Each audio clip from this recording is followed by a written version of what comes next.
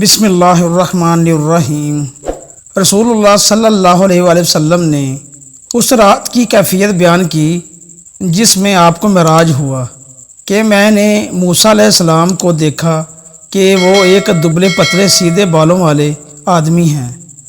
ایسا معلوم ہوتا تھا کہ قبیلہ شنوا میں سے ہوں، اور میں نے عیسیٰ علیہ السلام کو بھی دیکھا، وہ میانہ قد اور نہایت سرخ و سفید رنگ والے تھے، ایسے تر و تازہ اور پاک و صاف کہ معلوم ہوتا تھا کہ ابھی غسل خانہ سے نکلے ہیں، اور میں ابراہیم علیہ السلام سے ان کی اولاد میں سب سے زیادہ مشابہ ہوں۔ پھر دو برتن میرے سامنے لائے گئے، ایک میں دودھ تھا اور دوسرے میں شراب تھی۔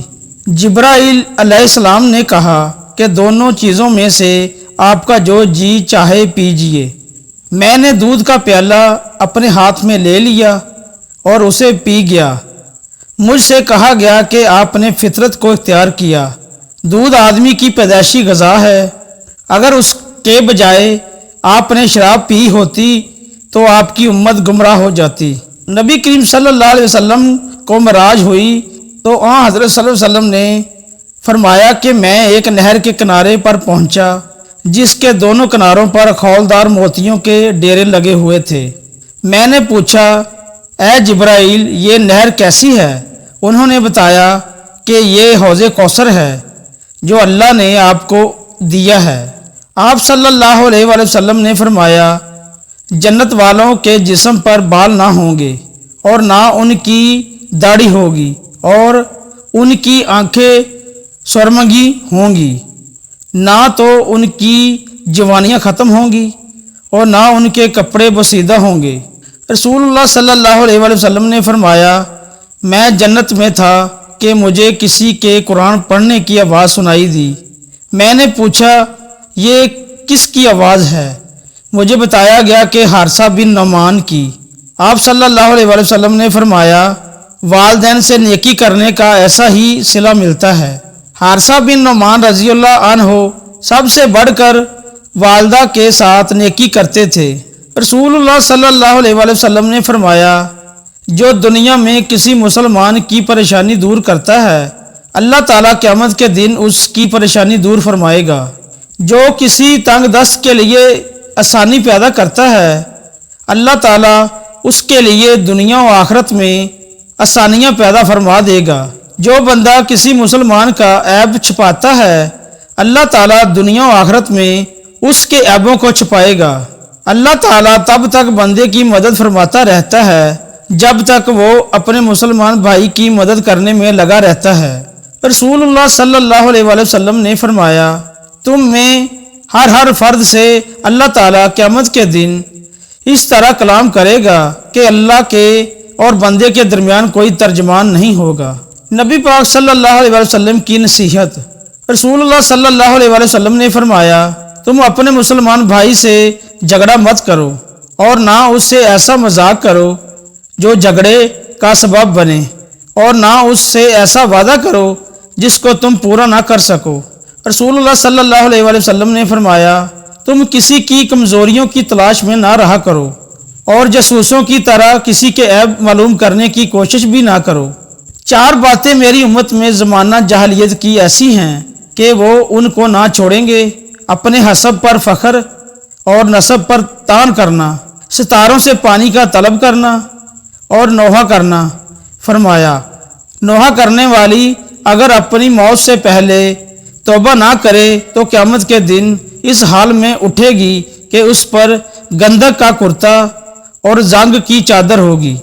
رسول اللہ صلی اللہ علیہ وآلہ وسلم نے فرمایا، اگر جنت کی عورتوں میں سے کوئی عورت زمین کی طرف نکل آئے تو زمین و آسمان کے درمیان کی ساری چیزیں روشن ہو جائیں اور خوشبو سے بھر جائیں، اور اس کے سر کا دوپٹہ دنیا اور اس کی ساری چیزوں سے بہتر ہے۔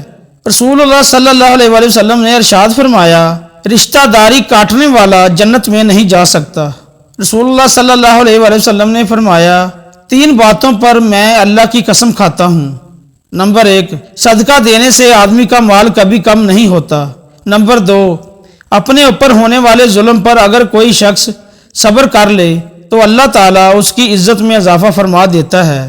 نمبر 3، جو آدمی لوگوں کے سامنے ہاتھ پھیلانے لگے اللہ تعالیٰ اس پر غربت کا دروازہ کھول دیتا ہے۔ سب سے بڑا کبیرہ گناہ۔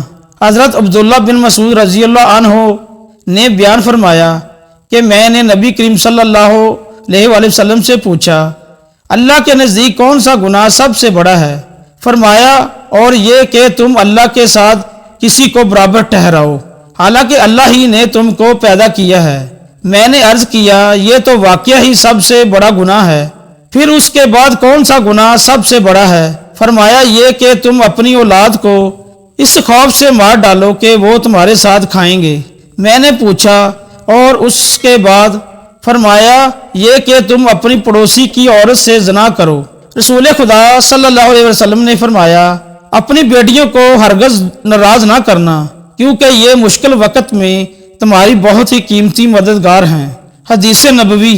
نبی کریم صلی اللہ علیہ وآلہ وسلم نے فرمایا، قیامت کے دن میں حوض کوثر پر ہوں گا اور اپنے پاس آنے والوں کا انتظار کرتا رہوں گا، پھر حوض کوثر پر کچھ لوگوں کو مجھ تک پہنچنے سے پہلے ہی گرفتار کر لیا جائے گا، تو میں کہوں گا کہ یہ تو میری امت کے لوگ ہیں۔ جواب ملے گا کہ آپ کو معلوم نہیں، یہ لوگ الٹے پاؤں پھر گئے تھے۔ اے رب کائنات، ہمارے دل اور ہاتھوں کو کشادہ فرما دے، اپنے غصہ پر قابو پانے اور دوسروں کے قصور کو معاف کرنے کی صلاحیت بڑھا دے، ہم سب کو راہ ہدایت نصیب فرما دے۔